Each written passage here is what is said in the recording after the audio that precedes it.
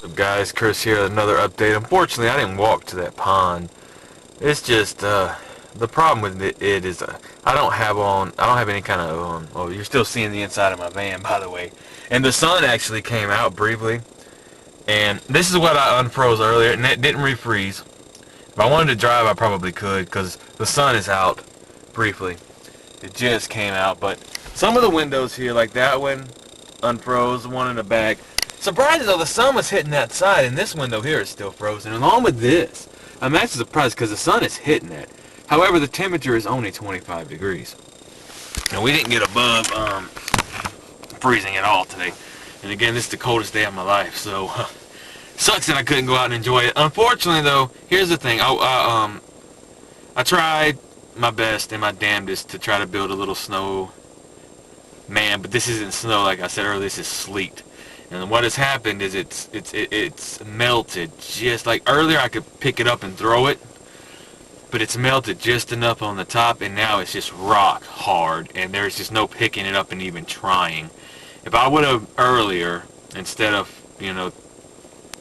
I was trying to de-ice this, I was just gonna see what I could do to try to drive around. So I was spending some time doing that, and if I would have, not messed around earlier, I probably could have built an Iceman, not a snowman, but it would have been very small, very hard to get this stuff because you got your big heavy gloves on, and yeah, you got your big heavy gloves on here, and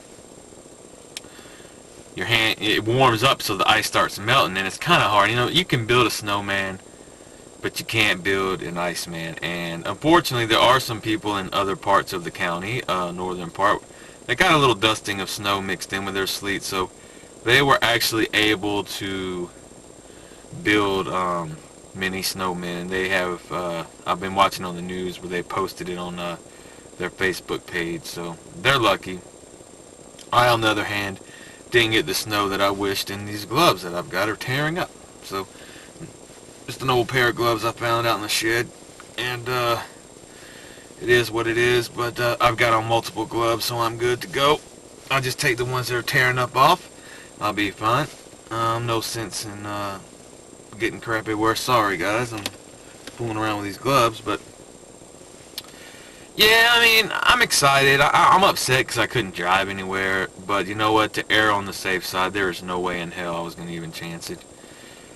The thing is, like right now it's 3:30. The sun's been out for about 45 minutes or so, I think, and the roads are probably safe enough to drive on, and I'm considering it, but the thing is I can't see except for this one patch. I can see out this window here, I can see out those two on the side, but I really don't have the view that I need. I can't see out of my side mirrors, period. I really don't want to put anybody else in danger.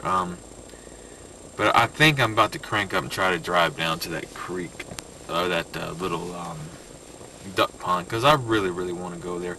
Reason I didn't walk, again, I think I started talking about it and didn't finish. It's because I don't have non-skid shoes. Like, I got sneakers. I don't have boots or anything like that. So I stepped down. Like, I've been having a hell of a time getting up and down the ramp there. I've been having to, bust up some of that ice and just sneak off the, like I'm having to, like, crouch down, sit on my ass to get off of that ramp and then climb back in up. Because I've already busted my ass, okay? I busted my ass twice. I went outside late last night to see if it was snowing, and I saw that build. I was like, yeah, and then I thought, oh man, that's just sleep. And I tried to, I put on my clothes, and it was just, I tried to record. It's just too dark. I couldn't see anything with my camera. So unfortunately, there's no recording of that, but I busted my ass. And then earlier today, I had on all my clothes, like, okay, it's daylight, I can see better.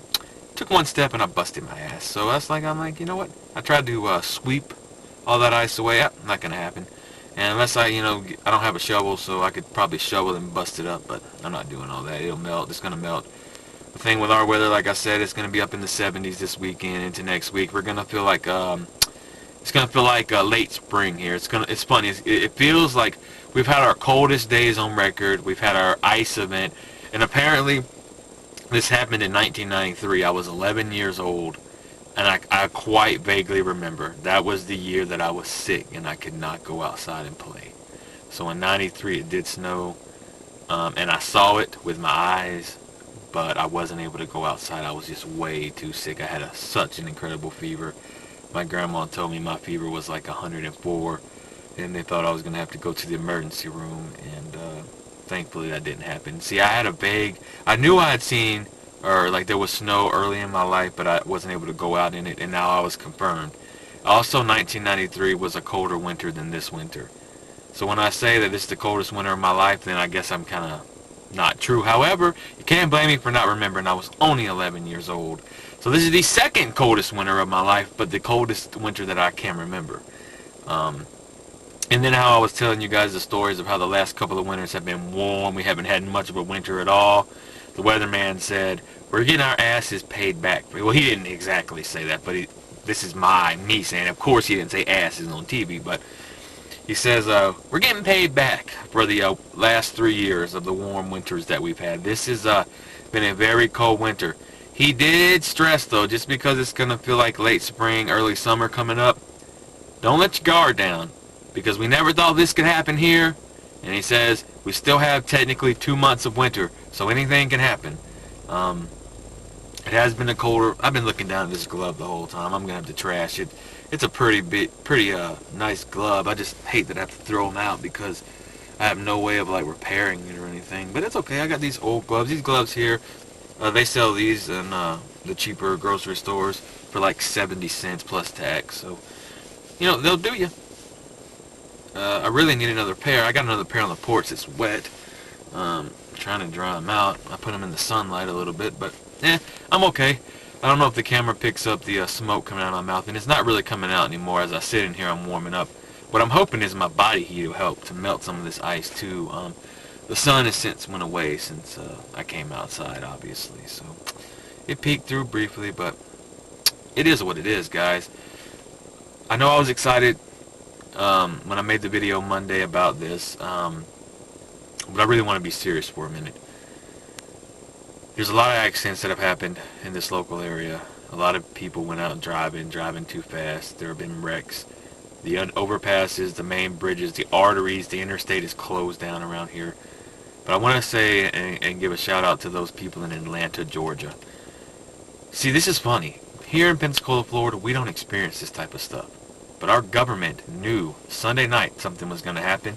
They closed down schools for Tuesday, Wednesday, and Thursday. All government offices, banks, and a lot of businesses closed. Pretty much the whole city of Pensacola and surrounding areas are shut down until probably around noontime tomorrow. Except for certain things will still be closed like schools and stuff. Atlanta, Georgia claims they had no idea there was going to be a snowstorm or some type of storm until 7 hours before the event. I call bullshit. We had the model, and the forecast model was showing a southern storm, snow, ice, whatever event Sunday evening. Okay? Or sometime Sunday afternoon into Sunday evening is when it was first reported. So the officials in Atlanta, and my nose is probably running. I apologize, guys, if that's kind of gross, me doing that. But look, it's cold. Understand. I have no heat in here. So the thing is, those people in Atlanta, Georgia, man, I mean, the government is blaming on the National Weather Service. Look, I get mad at the weather because they get it wrong a lot. And with all the technology, it kind of shocks me. However, our weather and the local National Weather Service, which is at a Mobile for our area, they got it right. They made sure the kids in the buses and nothing would have to be on the roadways, for this. They made sure that people would stay safe, and the only people that get in trouble are the ones that choose to go out and risk it.